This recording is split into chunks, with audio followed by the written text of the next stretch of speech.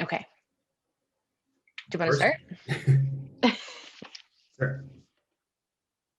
A deep primal sound rings through the mountainside as I gaze down the forested slopes to the dark green valley.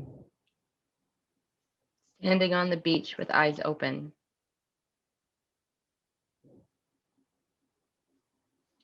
I soar through the range and feel the cool air rushing around me.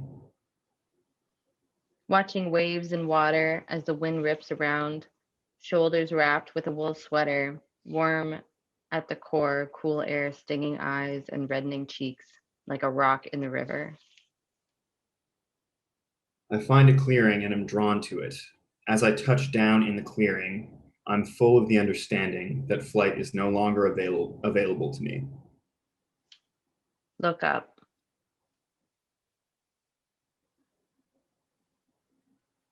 A brief feeling of loss passes over me, accompanied by a sense of inevitable acceptance. A sea of clouds hang in the sky. I embark down the mountainside, carefully finding the least steep steps down, gingerly and slow going, now that I'm earthbound and subject to the pull of gravity. Channels of color and texture layer over one another, insulating, like a firm hug to fall into, soft and secure. Awakening is such a vulnerable experience, Like cream and coffee, rich and weaving. but to stay asleep is to be unformed and unrealized.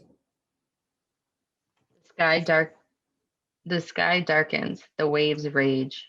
Sand is splitting, grains running through the air. So I accept the limitations of living and being.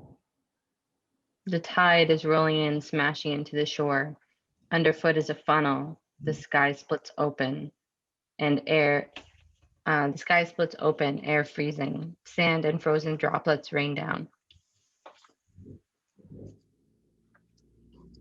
I noticed something that I really liked, and that's that from my point of view, it's somebody who's kind of like descending, and then like as that's happening, your character actually goes through a period of not of like basically drawing their attention upward.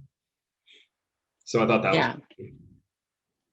Yeah, I was thinking about this as I know we have to wrap it up, but I was just thinking about this as I was writing about like, oh, if this is auditory, it'll be curious about how